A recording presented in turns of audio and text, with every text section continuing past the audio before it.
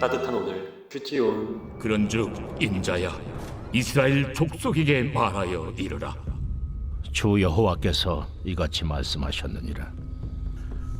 너희 조상들이 또 내게 범죄하여 나를 욕되게 하였느니라. 내가 내 손을 들어 그들에게 주기로 맹세한 땅으로 그들을 인도하여 드렸더니 그들이 모든 높은 산과 모든 무성한 나무를 보고 거기에서 제사를 드리고 분노하게 하는 제물을 올리며 거기서 또 분향하고 전제물을 부어드린지라. 이에 내가 그들에게 이르기를 너희가 다니는 산당이 무엇이냐 하였노라. 그것을 오늘날까지 바마라 일컫느니라. 그러므로 너는 이스라엘 족속에게 이르라. 주 여호와께서 이같이 말씀하셨느니라.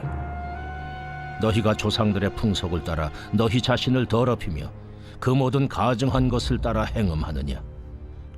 너희가 또 너희 아들을 화제로 삼아 불 가운데로 지나게 하며 오늘까지 너희 자신을 우상들로 말미암아 더럽히느냐. 이스라엘 족속아, 너희가 내게 묻기를 내가 용납하겠느냐.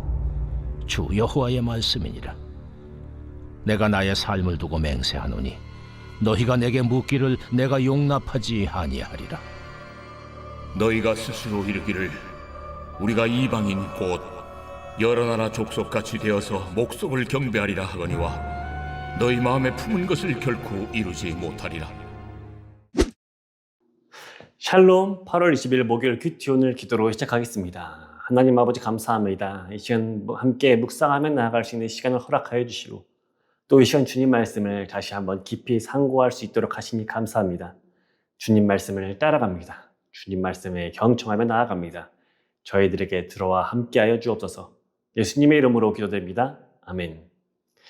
오늘 말씀은 크게 세 단락으로 나누어 볼 수가 있습니다. 27절에서 29절, 30절에서 31절, 32절 각기 다른 시점으로 쓰여서 있음을 볼 수가 있습니다.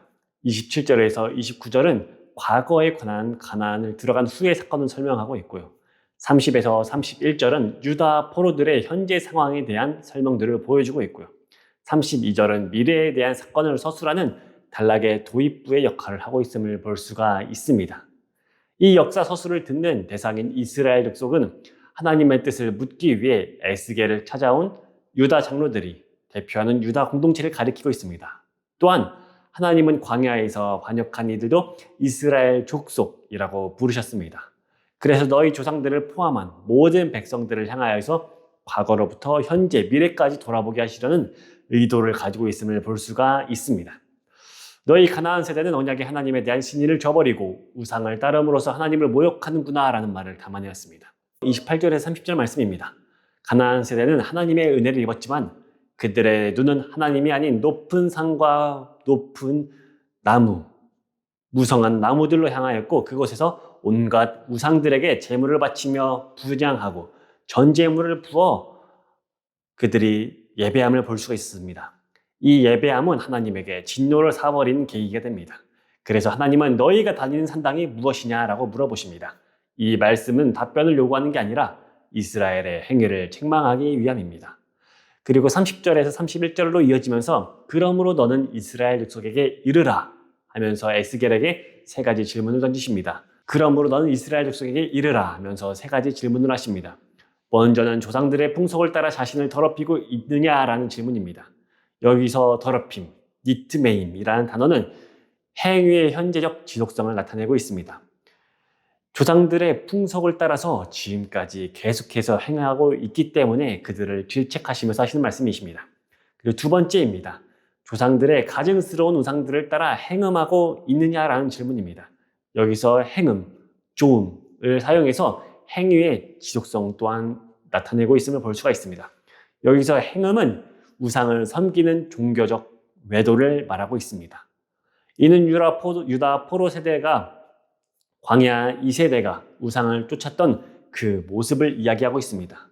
이 두 가지의 말씀은 답변을 요구하는 것이 아니라 과거 세대의 죄악을 변질시키고 있고 그들이 행하고 있는 그러한 모습들을 책망하고 있는 말씀입니다. 그들의 포로에 처한 이유가 다른 세대의 죄 때문이 아니라 바로 지금 행하고 있는 죄 때문임을 분명하게 말씀하고 있습니다. 그리고 세 번째 질문을 하십니다. 내게 묻기를 내가 용납하겠느냐라는 것입니다. 이 질문은 선언적 성격을 지니고 있습니다. 하나님이 유다 포로 세대가 묻는 것을 결코 용납하지 않겠다라고 선언하시는 것입니다. 그 이유는 분명합니다. 유다 포로들은 하나님의 뜻을 묻고 답변을 들을 자격이 없기 때문입니다. 다시 말한다면 그들은 더 이상 언약 백성의 소리 아니라는 그 소리입니다.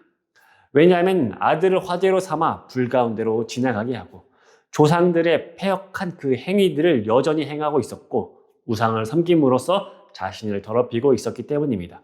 하나님은 이에 대해서 그들이 묻는 것에 대해서 용납하지 않겠다며 주 여호와의 말씀이니라 라고 선언을 확증하고 있음을 볼 수가 있습니다. 이 세 가지를 말씀하신 후에 32절 미래에 이루실 회복 또한 선언하고 계십니다. 유다 포로들은 이전 세대들의 죄악을 학습하고 답습하면서 여전히 언약 백성의 정체성을 버리고 이방 민족처럼 되고자 하는 성향과 바람을 드러내고 있음을 볼 수가 있습니다. 그러나 하나님은 그들의 마음에 품은 것을 결코 이루지 못할 것이라고 선언하십니다. 그 이유는 하나님의 백성을 향한 반전을 계획하고 있기 때문입니다. 그 미래에 대한 그 사건들은 내일 큐티온 말씀에 조금 더 나누어 보도록 하겠습니다. 오늘 함께 나눌 묵상 말씀입니다. 하나님께 받은 은혜가 무엇이 있는지 한번 먼저 감사로 묵상해 보면 좋겠습니다. 저희들의 삶 또한 감사가 없으면 하나님의 은혜를 망각하기가 쉽습니다. 부모님에게 받은 감사가 없으면 효가 나타날 수가 없죠. 육체의 부모님에게도 감사하지 못하는데 영의 부모님에게 감사하기란 더욱 어렵습니다. 감사는 풍요로움을 담는 그릇이라 할 수가 있습니다.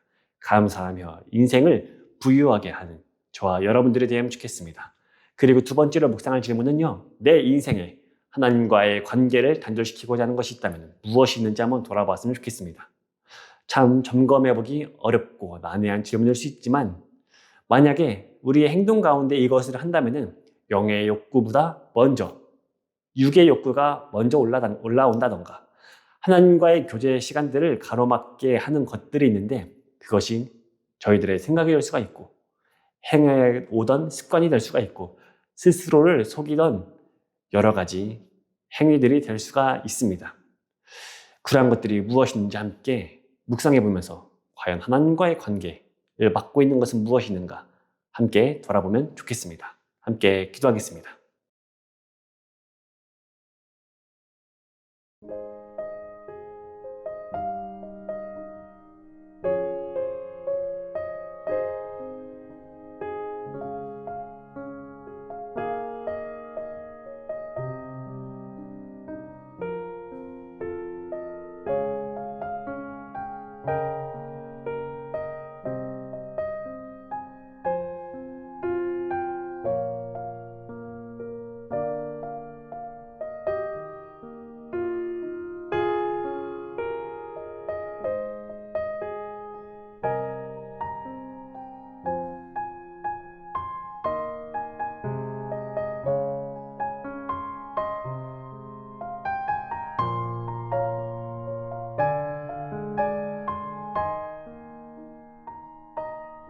하나님 아버지, 저희들 가운데 지금까지 계속 키우면서 잘못 행해왔던 것들이 있다면 주님, 이 시간 회개하며 돌아갑니다.